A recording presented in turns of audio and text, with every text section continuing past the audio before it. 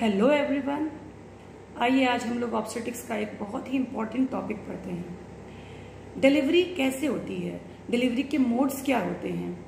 जैसा कि आप लोगों को पहले से पता होगा कि मोड्स ऑफ डिलीवरी को हम लोग दो ब्रॉड कैटेगरी में डिवाइड करते हैं। एक होता है through abdominal route operation and दूसरा होता है थ्रू वजाइनल रूट। जो ऑपरेशन के थ्रू डिलीवर किया जाता है उसको हम लोग सी सेक्शंस बोलते हैं। सी सेक्शंस दो तरह के हो सकते हैं, या तो क्लासिकल हो या लोअर सेगमेंट सी सेक्शन हो। और जो डिलीवरी वजाइनल रूट के थ्रू होती है वो दो तरह की हो सकती हैं, या तो स्पॉन्टेनियस वजाइनल डिलीवरी हो सकती है या फिर इंस्ट्रूमेंटल डिलीवरी हो सकती है।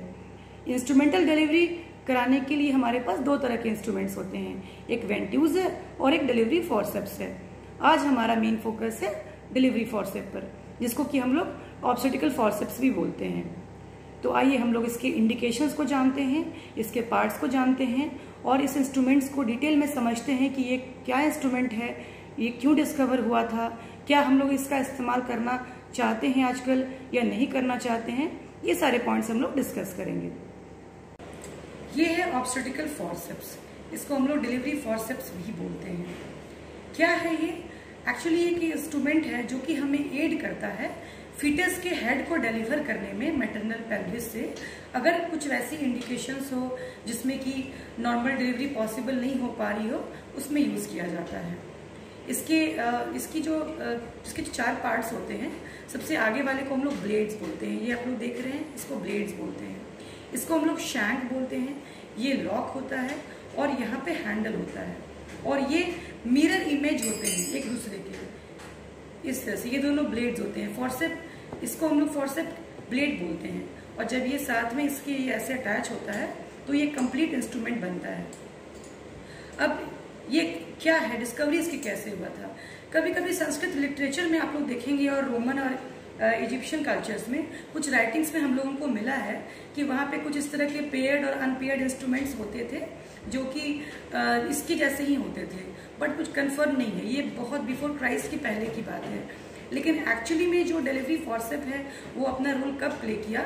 लगभग 1600 after the death of Christ, जबकि चैम्बरलैन ने डिस्कवर किया अपना फॉरसेप और धीरे धीरे करके बहुत सारे लोगों ने इसको मॉडिफाई किया, इसके टाइप्स को, और आज लगभग 700 टाइप्स ऑफ फॉरसेप्स अवेलेबल हैं। उसमें से कुछ लोग कुछ कंट्रीज में कुछ अलग तरह के चलते हैं, कुछ अलग तरह के चलते हैं। तो ये डिलीवरी फॉरसेप है। अब सबसे पहली बड़ी चीज ये है कि इसको किस में लगाया जाता है, इसके इंडिकेशंस क्या होते हैं। तो ये तो तय है कि ये दोनों ब्लेड का इस्तेमाल हम लोग करते हैं वजाइनल रूट के थ्रू। और इस फॉरसेप का यूज सीजेरियन सेक्शन के समय भी होता है, जब कभी कभी हाई फ्लोटिंग हेड होता है और हम लोगों को डर होता है कि वो जब हम डिलीवर करेंगे सी सेक्शंस के थ्रू तो उसका हेड ऊपर चला जाएगा, भाग जाएगा। तो हम लोग उसमें केवल एक सिंगल ब्लेड को अप्लाई करते हैं और बहुत अच्छे से सिंगल ब्लेड को हम लोग अप्लाई करते हैं फीटल हेड के बिलो।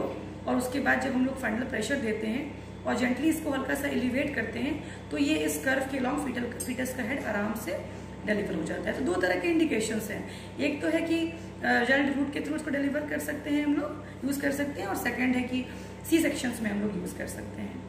अब जब नॉर्मल डिलीवरी नहीं हो रही है तो हम लोग इसको इस्तेमाल करते हैं। जब स्टार्टिंग में इसकी डिस्कवरी हुई तो ये बहुत अच्छा माना जाने लगा, क्योंकि बहुत सारे डेड फीटसेस को इसके द्वारा ही डिलीवर किया जाने लगा।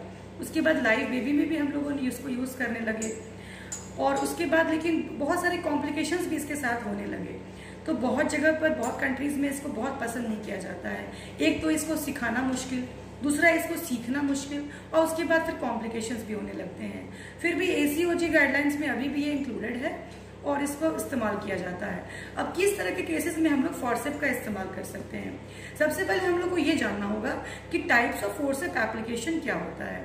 टाइप ऑफ फॉरसेप एप्लीकेशन होता है कि जो पेल्विक कैविटी होती है उसमें बहुत हाई अगर फीटस है वहां पर लगाया जाए, मिड फॉरसेप जो कि मिड कैविटी में अगर फीटल हेड है तो वहां लगाया जाए, लोअर टाउन आ चुका है पेल्विक कैविटी में वहां लगा सकते हैं, या फिर हम लोग बिल्कुल बाहर में आउटलेट फॉरसेप लगाते हैं।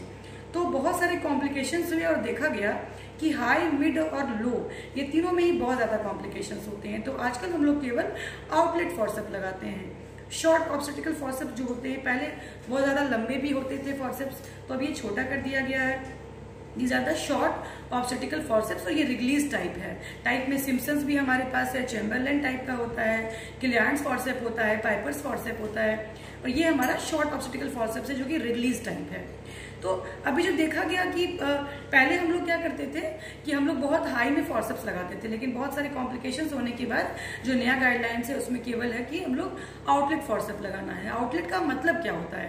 पहले हम लोग जो क्राइटेरिया रखते थे कि इस पॉइंट के ऊपर रहेगा, इशियल स्पाइन के ऊपर रहेगा, सर्कुलर प्रोमोन्टरी के पास रहेगा, तो वो सब क्राइटेरिया नहीं है। अब जो भी क्राइटेरिया होता है वो डिफाइन करते हैं हम लोग ईशियल स्पाइन के रेस्पेक्ट में। ईशियल स्पाइन को हम लोग मानते हैं 0 स्टेशन, और उसके ऊपर अगर 1 सेंटीमीटर ऊपर है तो -1 बोलते हैं, 2 सेंटीमीटर है तो -2 बोलते हैं, 3 सेंटीमीटर है तो -3 बोलते हैं, और अगर ईशियल स्पाइन के नीचे फीटल हेड का पोजीशन है तो बिल्कुल वैसे ही प्लस में सारे नंबर्स आते हैं। +1 स्टेशन, +2 सेंटीमीटर मतलब +2 स्टेशन, +3 स्टेशन मतलब +3 सेंटीमीटर बिलो द ईशियल स्पाइन। तो अब जो नया गाइडलाइंस है उसमें यह है कि +2 या +2 के नीचे अगर फीटल हेड है तभी हम लोगों को फॉर्सेप अप्लाई करना है। तो एक तो ये हो गया कि हम लोग तभी लगा सकते। दूसरा कि हम लोग जब हमारा फीटल हेड जिस मेम्ब्रेन में, 4 बैग ऑफ मेम्ब्रेन्स में होता है, वो मेम्ब्रेन्स रप्चर्ड होना चाहिए। दूसरा क्राइटेरिया हो गया। तीसरा हो गया कि cervix fully dilated and fully effaced होना चाहिए। अगर वो डायलेटेशन कंप्लीट नहीं हुआ है तो हम लोग वहां पर नहीं अप्लाई कर सकते हैं। उसके बाद जो फीटस का जो स्लेटल सुचर होता है वो पेल्विक कैविटी के एंट्रोपोस्टीरियर डायमीटर के अलोंग होना चाहिए, या थोड़ा सा एंगल भी अगर है तो वो 45 डिग्री के एंगल से कम होना चाहिए, ताकि अगर हल्का हमें रोटेट भी करना पड़े तो हम कर पाए। देखिए इस ब्लेड में आप ये देख रहे होंगे कि इसमें 2 तरह के कर्व हैं। एक कर्व तो ये ऐसा बना हुआ है जो कि ये फीटल हेड के अलोंग अप्लाई होता है, और एक ये जो है ये ऊपर की तरफ कर्व बना हुआ है। इसको हम लोग पेल्विक कर्व बोलते हैं, इसको हम लोग पेल्विक कर्व बोलते हैं, इसको हम लोग केफालिक कर्व बोलते हैं। पहले जो है इसमें डिफरेंस क्या है कि जो पेल्विक एप्लीकेशन करते हैं हम लोग, उसमें इरिस्पेक्टिव ऑफ फीटल हेड का पोजीशन हमारा पूरा ध्यान पेल्विस पर होता है कि दोनों पेल्विस के अलोंग हमने अच्छे से फॉर्सेप लगाया या नहीं। और जो केफालिक होता है उसमें हम लोग सारा का सारा ध्यान हम लोग फीटल हेड पर लगाते हैं कि हमारा हेड के ऊपर अच्छे से लगा हुआ अटैचमेंट है या नहीं है। तो पहले हम लोग पेल्विक एप्लीकेशन करते थे तो बहुत सारा कॉम्प्लिकेशंस भी होता था, तो आजकल केवल हम लोग केफालिक एप्लीकेशन करते हैं। फीटल हेड के अलोंग अप्लाई करना है, और हम लोगों को ये देखना है कि स्लेटल सुचर एंट्रोपोस्टीरियर डायमीटर में है, तो ये होता है केफालिक एप्लीकेशन। उसके बाद देखिए इस इंस्ट्रूमेंट में खास बात क्या है कि इसमें एक फेनेस्ट्रेशन है, दोनों साइड में एक फेनेस्ट्रेशन है। इससे क्या फायदा हमें होता है कि ये थोड़ा सा लाइट वेट हो जाता है। अगर ये पूरा का पूरा इसमें फेनेस्ट्रेशन नहीं होगा तो ये जो स्टेनलेस स्टील की बनी होती है इसकी वेट कुछ ज्यादा हो जाएगी, तो इसलिए इसका फेनेस्ट्रेशन इसमें देखा जाता है। और दूसरी चीज की हम लोग जो लगाते हैं तो हमेशा हम लोगों को फीटल एप्लीकेशन करना है। ये इंडिकेशंस हो गए, और क्राइटेरिया में है कि जब भी हम लोग इसको अप्लाई करते हैं तो ब्लैडर शुड बी एम्प्टी। अगर यूरिनरी ब्लैडर फुल है तो उस वक्त भी हम लोग इसको नहीं लगा सकते हैं। उसके बाद इंडिकेशंस क्या हो सकते हैं, जैसे कि अगर जो ऑसिपुट है वो हमें बाहर से बिल्कुल दिखाई देना चाहिए मैटरनल इंट्रोइटस के पास। अगर आपको स्कैल्प दिखाई नहीं दे रहा है तो आप इसको नहीं लगा सकते हैं। ये एज्यूम किया जाता है कि जिस समय +2 से नीचे अगर फीटल हेड आ जाएगा तो वो हमें दिखाई देने लगेगा स्कैल्प, इसलिए हम लोग उस समय लगा सकते हैं इसको। उसके अलावा जो हम लोग बात करते हैं, पहले क्राइटेरिया में था कि the head should be engaged before applying forceps. अभी जो हम लोग बात करते हैं कि no fifth should be palpable per abdomen. जो हम लोग फिटल हेड है उसको हम लोग 5 पार्ट्स में डिवाइड करते हैं, 1/5 पैल्पेबल, 2/5 पैल्पेबल, इस टर्म्स में हम लोग बात करते हैं। तो no fifth should be palpable मतलब कि पूरा का पूरा हेड आपकी पेल्विक कैविटी के अंदर होनी चाहिए, और जो लीडिंग पॉइंट है वो +2 तक आ जाना चाहिए, तभी हम लोग इस फॉर्सेप को लगा सकते हैं। और हम लोग इसको कब कब लगाते हैं, जबकि मैटरनल एग्जॉशन हो जाता है। मैटरनल एग्जॉशन मतलब जब पेशेंट बेयर डाउन नहीं कर पा रही है तो हम लोग मैटरनल एग्जॉशन एक इसका इंडिकेशन है। दूसरा इंडिकेशन है फीटल डिस्ट्रेस।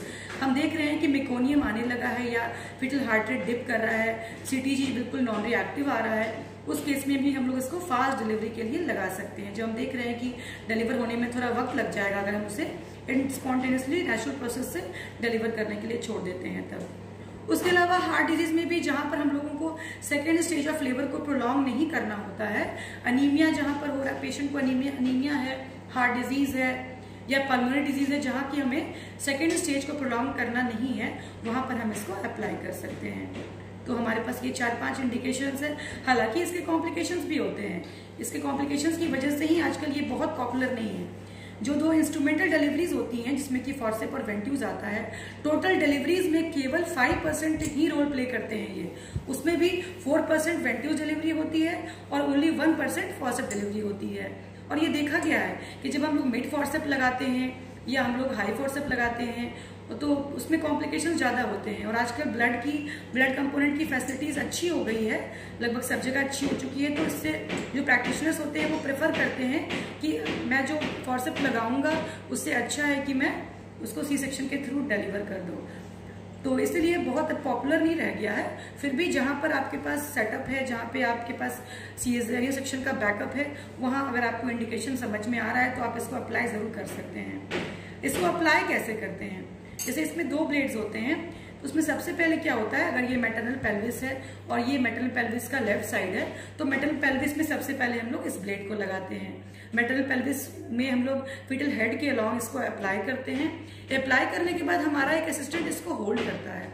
उसके बाद हम लोग राइट साइड का ब्लेड लगाते हैं। राइट साइड का ब्लेड हम लोग लगाते हैं और उसके बाद ये अच्छे से यहाँ पर लॉक हो जाता है। अगर आपने क्राइटेरिया की सारे पॉइंट्स को फॉलो किया है, आपने इसको केफालिक एप्लीकेशन किया है और जो भी इसके रिक्विजिट्स होते हैं उसको फॉलो किया है, तो ये अच्छे से लॉक हो जाएगा। उसके बाद आप इसको ट्रैक्शन देकर डाउनवर्ड्स, बैकवर्ड्स एंड अपवर्ड्स जब आप इसको लोगे तो फीटल हेड पे ट्रैक्शन होगा और ये बाहर आ जाएगा। इसके कॉम्प्लिकेशंस क्या क्या होते हैं? कई बार इसको डिलीवर करने के समय काफी ब्लीडिंग होने लगती है, कभी पीपीएच का सामना करना पड़ता है, कभी कंप्लीट पेरिनियल टीयर हो जाता है। कंप्लीट पेरिनियल टीयर अगर होता है तो उसको रिपेयर भी हम लोग कर सकते हैं। और उसके बाद ये तो मैटरनल कॉम्प्लिकेशंस हो गए, और फीटल कॉम्प्लिकेशंस में कभी कभी ये केफाल हेमाटोमा भी करा सकता है। इसलिए बहुत सावधानी पूर्वक इसका यूज करना चाहिए। और जो लोग एक्सपर्ट हैं वो इसका इस्तेमाल करते हैं, जो लोग एक्सपर्ट नहीं हैं वो इसे ट्राई ना करें। और एक और इम्पॉर्टेंट बात यह है कि जब कहीं पर फॉर्सेप एप्लीकेशन हम लोग कर रहे होते हैं तो बगल में हमारे पास ओटी का सेटअप होना चाहिए कि अगर ये फेल किया तो हम तुरंत सी सेक्शन की तरफ आगे बढ़ सकते हो, या कुछ कॉम्प्लिकेशन हुआ, कंप्लीट पेरिनियल टीयर हो गया या बहुत अधिक ब्लीडिंग हो रही है, सर्वाइकल टीयर हो गया, तो हम उसको तुरंत रिपेयर कर सकें। कुछ एडवांटेजेस हैं फॉर्सेप डिलीवरी के, तो कुछ डिसएडवांटेजेस भी हैं, कॉम्प्लिकेशंस भी हैं। So this all about forceps application. Thank you.